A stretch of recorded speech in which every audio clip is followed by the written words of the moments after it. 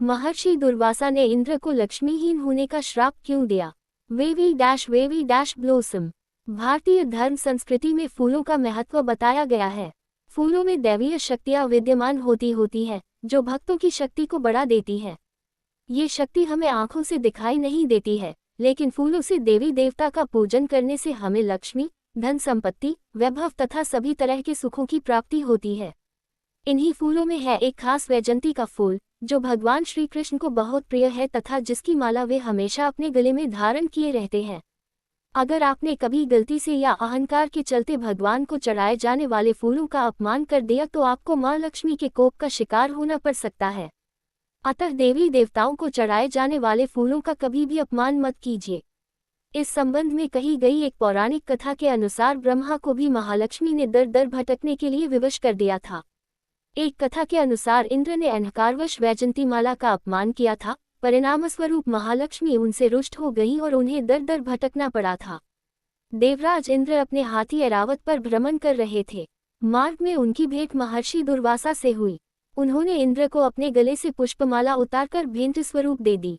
इंद्र ने अभिमानवश उस पुष्पमाला को ऐरावत के गले में डाल दिया और ऐरावत ने उसे गले से उतारकर अपने पैरों तले रौंद डाला।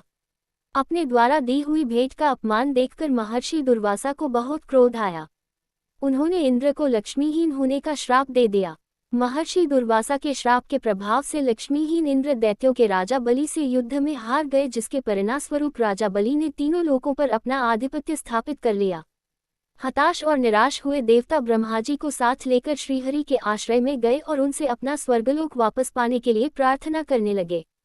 श्रीहरि ने कहा कि आप सभी देवतागण दैत्यों से सुलह कर लें और उनका सहयोग पाकर मंदराचल को मथानी तथा वासुकी नाग को रस्सी बनाकर क्षीरसागर का मंथन करें। समुद्र मंथन से जो अमृत प्राप्त होगा उसे पिलाकर मैं आप सभी देवताओं को अजर अमर कर दूंगा। तत्पश्चात ही देवता दैत्यों का विनाश करके पुनः स्वर्ग का आधिपत्य पा सकेंगे। इंद्र दैत्यों के राजा बलि के पास गए और उनके समक्ष समुद्र मंथन का प्रस्ताव रखा। अमृत के लालच में आकर दैत्य देवताओं के साथ मिल गए। देवताओं और दैत्यों ने अपनी पूरी शक्ति लगाकर मंदराचल पर्वत को उठाकर समुद्र तट पर लेकर जाने की चेष्टा की, परंतु अशक्त रहे। सभी मिलकर श्रीहरि का ध्यान करने लगे। भक्तों की पुकार पर श्रीहरि चले आए। उन्होंने क्रीड़ा करना आरंभ किया और भारी मंदराचल पर्वत को उठाकर गरुड़ पर स्थापित किया एवं पलभर में क्षीरसागर के तट पर पहुंचा दिया। मंदराचल को मथानी एवं वासुकी नाग की रस्सी बनाकर समुद्र मंथन का शुभ कार्य आरंभ हुआ। श्रीहरि की नजर मथानी पर पड़ी, जो कि अंदर की ओर धंसती चली जा रही थी। ये देखकर श्रीहरि ने स्वयं कच्छप रूप में मंदराचल को मौलिकता प्रदान की। शास्त्रों में वर्णित है कि समुद्र मंथन में सबसे पहले विष निकला, जिसकी उग्र लपटों से सभी प्राणियों के प्राण संकट में पड़ गए। इसे भगवान शिव ने अपने कंठ में धारण किया और उसे अपने ऊपर हावी नहीं होने दिया, जिससे उनका कंठ नीला हो गया और वे नीलकंठ कहलाए। तत्पश्चात समुद्र मंथन से लक्ष्मी, कौस्तुभ, पारिजात, सुरा, धन्वंतरी, चंद्रमा, पुष्पक, ऐरावत, पांचजन्य, शंख, रंभा, कामधेनु, उच्चे, श्रवा और अंत में अमृत कुंभ निकला, जिसे लेकर धन्वंतरी जी आए। उनके हाथों से अमृत कलश छीनकर दैत्य भागने लगे ताकि देवताओं से पूर्व अमृतपान करके वे अमर हो जाएं। दैत्यों के बीच कलश के लिए झगड़ा शुरू हो गया और देवता हताश खड़े थे। श्रीहरि अति सुंदर नारी रूप धारण करके देवता और दानवों के बीच पहुंच गए। इनके रूप पर मोहित होकर दानवों ने अमृत का कलश इन्हें सौंप दिया। मोहिनी रूपधारी भगवान ने कहा कि मैं जैसे भी विभाजन का कार्य करूं, चाहे वह उचित हो या अनुचित, तुम लोग बीच में बाधा उत्पन्न न करने का वचन दो, तभी मैं इस काम को करूंगी। सभी ने मोहिनी रूपी भगवान की बात मान ली। देवता और दैत्य अलग अलग पंक्तियों में बैठ गए। मोहिनी रूप धारण करके श्रीहरि ने सारा अमृत देवताओं को पिला दिया, जिससे देवता अमर हो गए और उन्हें अपना स्वर्ग वापस मिल गया। महर्षि दुर्वासा ने इंद्र को लक्ष्मीहीन होने का श्राप क्यों दिया? Wavy dash blossom wavy dash blossom wavy dash blossom wavy dash blossom wavy dash. भारतीय धर्म संस्कृति में फूलों का महत्व बताया गया है। फूलों में दैवीय शक्तियां विद्यमान होती है, जो भक्तों की शक्ति को बढ़ा देती है।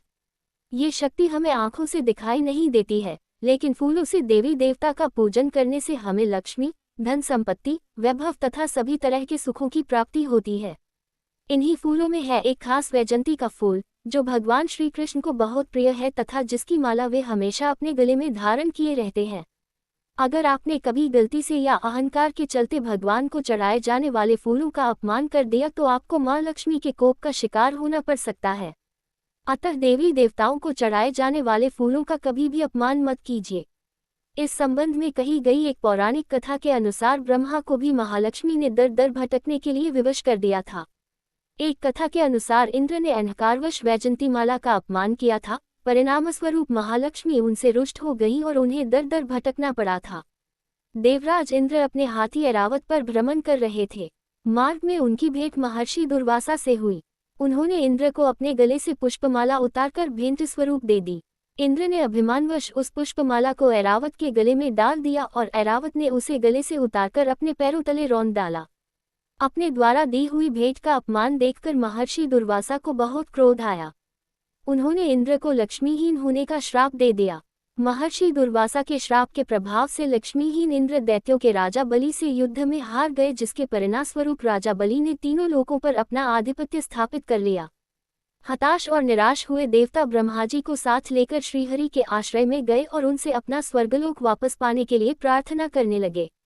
श्रीहरि ने कहा कि आप सभी देवतागण दैत्यों से सुलह कर लें और उनका सहयोग पाकर मंदराचल को मथानी तथा वासुकी नाग को रस्सी बनाकर क्षीरसागर का मंथन करें। समुद्र मंथन से जो अमृत प्राप्त होगा उसे पिलाकर मैं आप सभी देवताओं को अजर अमर कर दूंगा। तत्पश्चात ही देवता दैत्यों का विनाश करके पुनः स्वर्ग का आधिपत्य पा सकेंगे। इंद्र दैत्यों के राजा बलि के पास गए और उनके समक्ष समुद्र मंथन का प्रस्ताव रखा। अमृत के लालच में आकर दैत्य देवताओं के साथ मिल गए। देवताओं और दैत्यों ने अपनी पूरी शक्ति लगाकर मंदराचल पर्वत को उठाकर समुद्र तट पर लेकर जाने की चेष्टा की, परंतु अशक्त रहे। सभी मिलकर श्रीहरि का ध्यान करने लगे। भक्तों की पुकार पर श्रीहरि चले आए। उन्होंने क्रीड़ा करना आरंभ किया और भारी मंदराचल पर्वत को उठाकर गरुड़ पर स्थापित किया एवं पलभर में क्षीरसागर के तट पर पहुंचा दिया। मंदराचल को मथानी एवं वासुकी नाग की रस्सी बनाकर समुद्र मंथन का शुभ कार्य आरंभ हुआ। श्रीहरि की नजर मथानी पर पड़ी, जो कि अंदर की ओर धंसती चली जा रही थी।